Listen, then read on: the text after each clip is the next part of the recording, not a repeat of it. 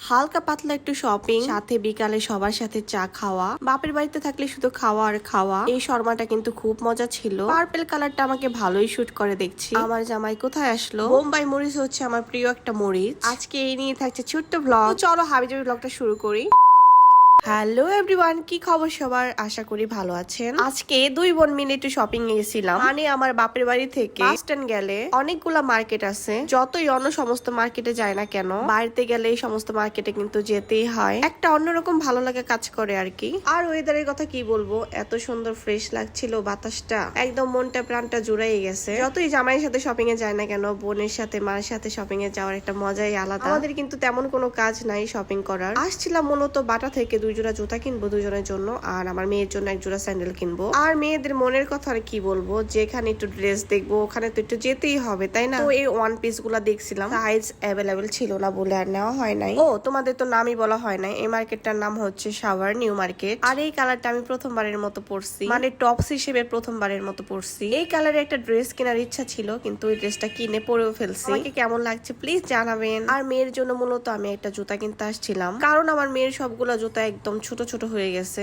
তাই ভাবলাম যে সব টাইপের জুতা তো পরা শেষ, এরকম একটা জুতা নিয়ে দেখি। আর আমার মেয়েটা না পিঙ্ক কালার অনেক পছন্দ করে। আর আমাদের দুই বোনের জন্য এরকম দুই জোড়া জুতা নিলাম, বৃষ্টির মধ্যে পরা যাবে। মার্কেটটায় কিন্তু মোটামুটি 2 ঘন্টার মতো ছিলাম, একদম কিচ্ছু খাই নাই, কারণ একদম দুপুর টাইম তো গিয়ে ভাত খাবো। আজকে মা কচু শাক রান্না করছিল, গরুর মাংস রান্না করছিল, আর আমি একটা বোম্বাই মরিচ নিয়ে একসাথে নিয়ে বসছি। এই বোম্বাই মরিচটা কিন্তু আমাদের গাছের। আসলে না বোম্বাই মরিচের ঘ্রাণটা আমার অনেক পছন্দ। আর আমি এখানে বলতে লাগছিলাম যে লবণ ছাড়া তো ভাত আমি এক গরসও খাইতে পারবো না। আর কচু শাকটাও কিন্তু আমাদের গাছেরই ছিল, এগুলা টাটকা খাইতে একটা অন্যরকম মজা লাগে। আর কচু শাক কিন্তু সবারই খাওয়া উচিত, চোখের জন্য খুবই ভালো, খুবই উপকার। চলো দুপুরে খাবারটা শেষ করি। পাশে কিন্তু সবাই খাচ্ছিল। তো আজকে আমার জামাইবাবু আসছে তার শ্বশুর বাড়িতে। রাস্তায় নাকি প্রচুর পরিমাণে জ্যাম। তাহার সুন্দর চেহারা থেকে একদম বৃষ্টির চেহারায় পরিণত হয়েছে জ্যামের কারণে। বললাম না এখন প্রায় সন্ধ্যা হয়ে যায় খুব তাড়াতাড়ি। তো একদিনের জন্য বাপের বাড়িতে গেছিলাম, মেয়ে আমার অনেক যাইতে চাইতেছে। আর ট্রাই করি শুক্রবার গুলাতে কোথাও যাওয়ার। আর এখন আমার বাবুর সকালে স্কুল হওয়াতে বৃহস্পতিবার বিকালে কোথাও যাওয়া যায়, কি বাপের বাড়িতে কি শ্বশুর বাড়িতে। আগে তো ছেলের স্কুল ছিল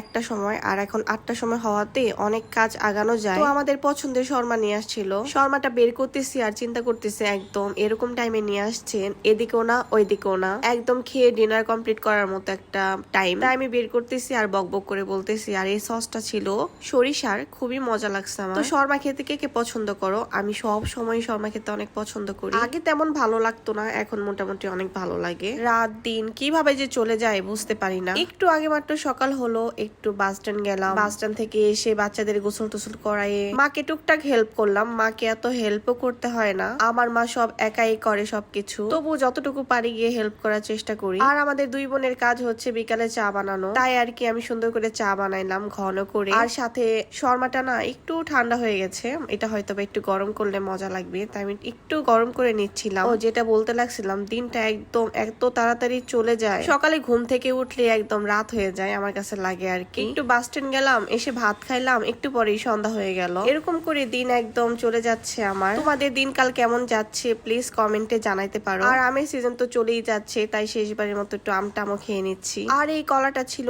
আমাদের গাছে, একদম ফ্রেশ ফ্রেশ কলা। তো চলো অনেক বকবক করা শেষ, আর এখানে আমার শর্মাটা গরম করাও শেষ। এখন সবাই মিলে অনেক অনেক আড্ডা দিব আর মজা করে খাবো। আর তোমাদের বলছি আমার ডেইলি লাইফস্টাইল কেমন লাগে। তোমরা কিন্তু ঠিকই দেখো, কিন্তু কোনো রিয়েক্ট দাও না। যদি তোমাদের পক্ষে সম্ভব হয় এই ভিডিওটা দেখার পর একটা রিয়েক্ট দিয়ে দিও, এতে করে কিন্তু তুমি আমার খুব ভালো একটা মনের মানুষ হয়ে যাবে। প্লিজ তোমরা একটু আমাকে একটু সাপোর্ট করো, ভিডিওটা শেষ করে একটা রিয়েক্ট দিয়ে দিও। আর যদি সম্ভব হয় একটা কমেন্ট করো, কারণ তোমাদের লাইক আর কমেন্ট পাওয়ার জন্য আমি এত কষ্ট করে ভিডিও এডিট করে বানাই। তো আমার কথায় যদি কোনো খারাপ লেগে থাকে বা ভুল ত্রুটি হয়ে থাকে প্লিজ ক্ষমা সুন্দর দৃষ্টিতে দেখবেন। যাই হোক চাটা ঢালা শেষ আমার। এখন আমি ওই যে সরিষার যে সসটা নিয়ে আসছে না, ওইটা আমি সুন্দর করে ঢেলে একদম পরিবেশন করে সুন্দর করে মাঝখান দিয়ে কেটে নিয়ে আসলাম, যেন সবাই ইজিলি খাইতে পারে। আমরা কিন্তু বাড়িতে গেলে অনেক বকবক করি, সবাই মিলে মিশে একাকার হয়ে, সবকিছু তার ব্লগে দেখানো হয় না, যতটুকু পারি তোমাদের সাথে শেয়ার করি। শর্মা কে কে খেতে পছন্দ করো প্লিজ কমেন্টে জানিও। তো এইভাবেই আমার দিনকাল চলে যাচ্ছে, একদিন শ্বশুর বাড়ি একদিন বাপের বাড়ি। বেড়াতে গেলে তো ভালোই লাগে, আর বাসায় থাকলে তো সবসময় ডিউটির উপরে থাকি, বাচ্চা নিয়ে সবসময় দৌড়ের উপরে থাকতে হয়। তো আজকের মতো ভিডিওটা এই পর্যন্তই, সবাই ভালো থাকবা সুস্থ থাকবা, আর আমার ভিডিও যদি ভালো লাগে একটা ফলো দিয়ে রাখবা।